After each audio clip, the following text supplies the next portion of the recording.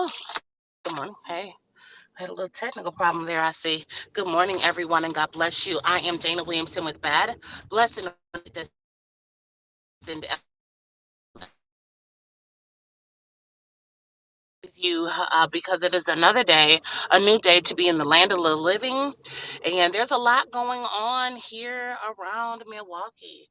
So I'm just going to get it to the 1 minute mark and see if some people jump on. If not, you all know me. I continue to have the conversations, right?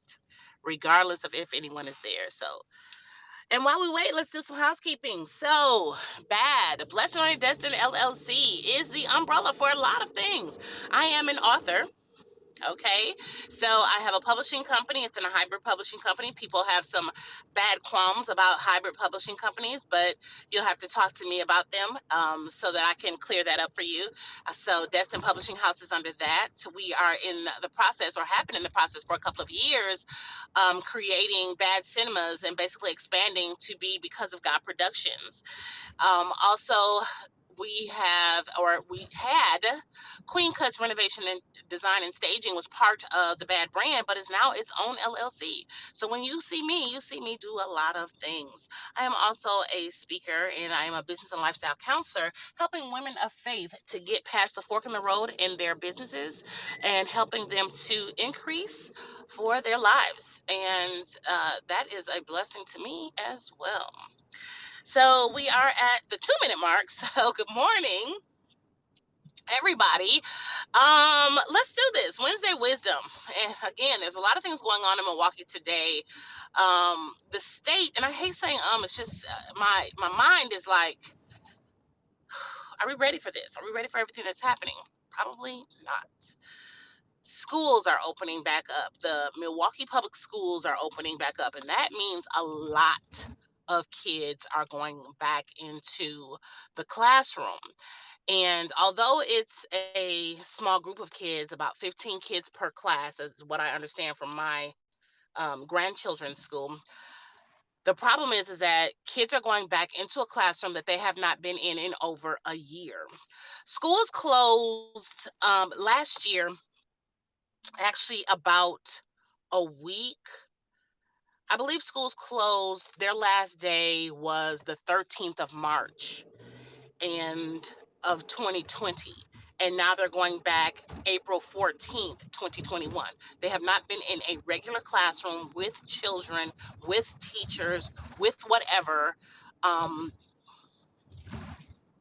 they haven't in over a year, and the problem with that is not that it's a bad thing. We want kids to have good social interaction. We want them to, get reacclimated with being in school. The problem is that I don't think we're prepared for that. I think people figure, well, people are getting the vaccine, so everything's gonna be fine. But not everyone is getting the vaccine, and not everyone is putting themselves in a place of death, in a place of uncertainty, long-term sickness, with the vaccine or anything like that. And some of the people are not stopping, you know, all of the other things that they were doing. And I think that is where we are. People are concerned.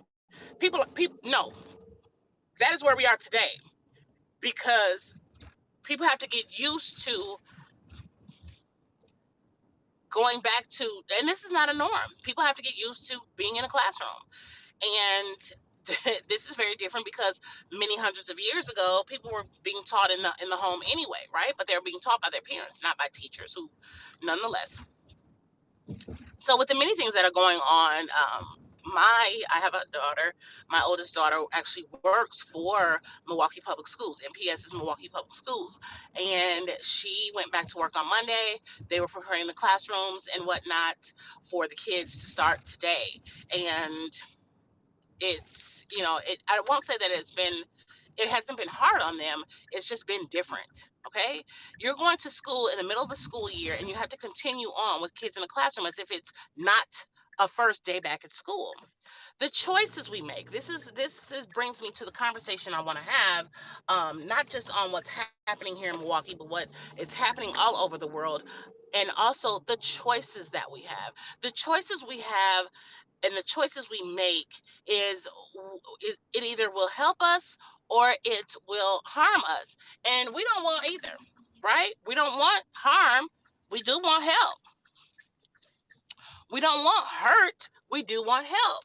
And so when you consider all of the choices that you make, business, ministry, or life, and you don't put into consideration everything around you, not just your household, not just your children, your life, your job, your business, but everything around you. When you consider all of that, you have to say to yourself, am I making the right choice? Am I doing the right things? Now, I know because, I do this seasonal job basically just with the tax during the tax season, and then I run my own business. I know my daughter's probably thinking, whew, all of us are doing something. I need some assistance figuring this, or this out. And I can come with solutions, but even my solutions may not help her. My choices may not help her. So in the end, it all comes down to us individually, but not thinking selfishly.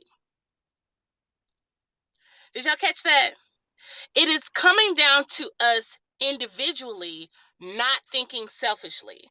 So when you step out and let me, can I use me as an example? When I stepped out and resigned my position at a great job to do business and ministry, that first stepping out of putting in my resignation was a real challenge, okay, because I loved my job. But then the next thing that was a challenge was the last day at my job, my last day, which was December 20th, 2013. So in 2020, that was 7 years I've been gone from the corporate America. When I said, that last day, when 4:30 hit and I clocked out for the last time, that was different for me. And I had, even I said, am I making the right choice? And it wasn't that I was making the right choice. I had to do what God said to do. So when you think about who you are and what you do individually, you have to also not be selfish. For me, leaving the job, just continuously using myself as an example, me leaving the job, I was.